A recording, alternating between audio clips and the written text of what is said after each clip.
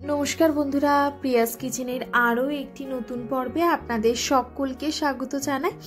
আজ আমি আপনাদের সাথে দই কাতলা রেসিপি শেয়ার করব, যেটার গ্রেভিটা আমি একদম হোয়াইটের ওপর রেখেছি। আর এটা খেতেও কিন্তু অসাধারণ হয় আর বানানোও খুব সহজ। একটু অন্যভাবে বানাচ্ছি, তাহলে চলুন এবার আমি রান্নাটা শুরু করি। দই কাতলা বানানোর জন্য আমি প্রথমে একটা মশলার পেস্ট রেডি করে নেব, যার জন্য কড়াই ভালো মতো গরম করে নিয়ে দিয়ে দিচ্ছি 1 টেবিল চামচ মতো রিফাইন্ড তেল। তেল ভালো মতো গরম হয়ে গেলে প্রথমেই দিয়ে দিলাম পেঁয়াজ। একটা মাঝারি সাইজের পেঁয়াজ আমি এরকমভাবে মাঝারি সাইজের করে কেটে নিয়েছি। আর পেঁয়াজটা যেহেতু পেস্ট হয়ে যাবে, তাই জন্য আমি আর ছোট টুকরো করে কাটিনি, বড় টুকরোতেই রেখেছি। তারপর দেখুন দিয়ে দিয়েছি 20টা রসুনের কোয়া, 1 ইঞ্চি মতো আদার টুকরো, 15 পিস মতো কাজু আর 2টো কাঁচা লঙ্কা। আপনারা কিন্তু ঝালটা নিজেদের স্বাদ অনুযায়ী বাড়িয়ে বা কমিয়ে নিতে পারেন।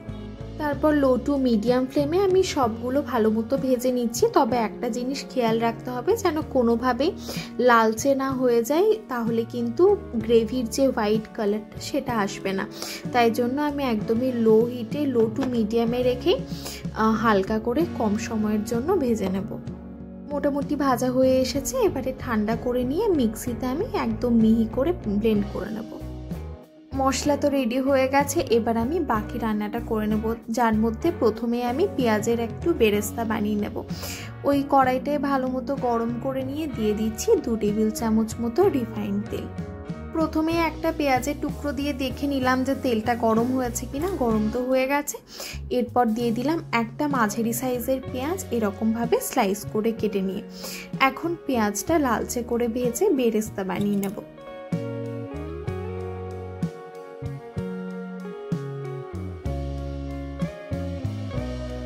বেরেস্তাটা প্রায় হয়ে এসেছে। এরপর অন্য একটা পাত্রে তুলে রাখবো।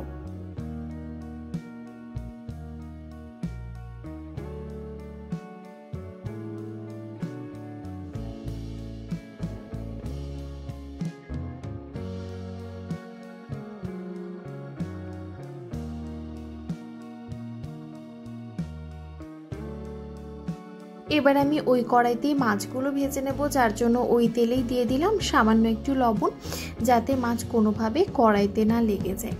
লবণটা ভালো মতো নাড়াচাড়া করে মিশিয়ে নিয়ে এরপরে মাছগুলো একে একে দিয়ে দিচ্ছি। এখানে আমি মোট 500 গ্রাম মতো কাতলা মাছ নিয়েছি, যেটা এরকম বড় সাইজের 5 পিস হয়েছে। আমি মাছটা ভালো মতো ধুয়ে নিয়ে পরিষ্কার করে তারপরে ভাজছি। তবে আমি কোনো রকম নুন, হলুদ, কাশ্মীরি রেড চিলি পাউডার কিছু দিয়ে ম্যারিনেট করিনি, কারণ যেহেতু আমি মাছ হোয়াইট গ্রেভি রাখছি, সেজন্য আমি হলুদ আর কাশ্মীরি রেড চিলি পাউডার দিইনি। আর নুনটা আমি তেলের মধ্যে দিয়ে দিয়েছিলাম।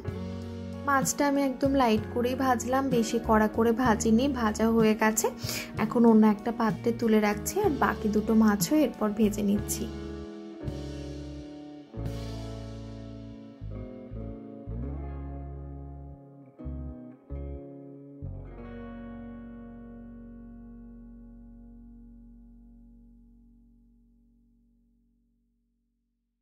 বাকি দুটো মাছও ভাজা হয়ে গেল। কড়াই থেকে অন্য একটা পাত্রে তুলে রাখছি। এরপর আমি গ্রেভিটা বানিয়ে নেব, যার জন্য দেখুন ওই কড়াইতে দিয়ে দিলাম আরও 1 টেবিল চামচ মতো রিফাইন্ড তেল। আমি রান্নাটা রিফাইন্ড তেলেই করছি। তেল ভালো মতো গরম হয়ে গেছে, তাই জন্য ফোড়নে প্রথমেই দিয়ে দিয়েছি তেজপাতা, শুকনো লঙ্কা, দারচিনি, 2টো এলাচ আর 2টো লবঙ্গ, আর সাথে সামান্য একটু গোটা জিরেও দিয়ে দিয়েছি। গরম মশলাগুলো একটুখানি নাড়াচাড়া করে নিচ্ছি। তারপর দিয়ে দেব আগের থেকে যে মশলার পেস্টটা আমি রেডি রেখেছিলাম, পেঁয়াজ, আদা, রসুন, কাজু বাদাম আর কাঁচা লঙ্কা, সেটা। এটা নাড়াচাড়া করে সামান্য একটু ভেজে নেব। তারপর দিয়ে দেব মিক্সির জারে যে মশলা ছিল সেটা, একটুখানি জল দিয়ে।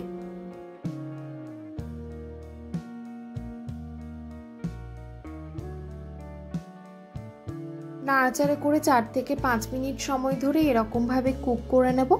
তারপর দিয়ে দেব আগের থেকে ফেটিয়ে রাখা টক দই। আমি 5 টেবিল চামচ টক দই নিয়ে সেটা ভালো মতো ফেটিয়ে রেখেছি, সেটা এখন দিয়ে দিলাম। এই সময় গ্যাসের ফ্লেমটা লোতে রেখে এরকমভাবে কন্টিনিউ নাড়তে থাকতে হবে, নইলে কিন্তু দই কেটে যেতে পারে।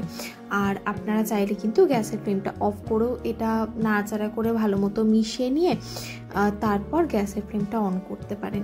এবারে দিয়ে দিচ্ছি সামান্য একটু লবণ। তারপর কিন্তু নাড়াচাড়া করে মিশিয়ে নিয়ে ঢাকা দিয়ে একটুখানি রান্না করে নেব লো ফ্লেমে 10 মিনিটের জন্য।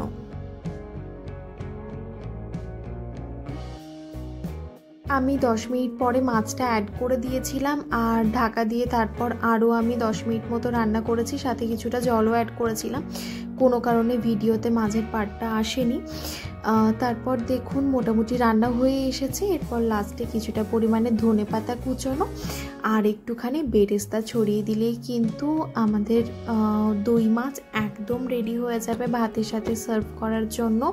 আপনারাও কিন্তু অবশ্যই একবার এইভাবে বাড়িতে বানিয়ে দেখবেন। কোনো রকম মশলা মানে জিরে ধনে এসব ছাড়াই কিন্তু দারুণ হয় এটা খেতে, একদম অন্যরকম লাগে, বেশ ভালো। তাহলে চলুন আজ এই পর্যন্তই, আবারও দেখা হবে আর অন্য একটা ভিডিও নিয়ে। ধন্যবাদ, ভালো থাকবেন।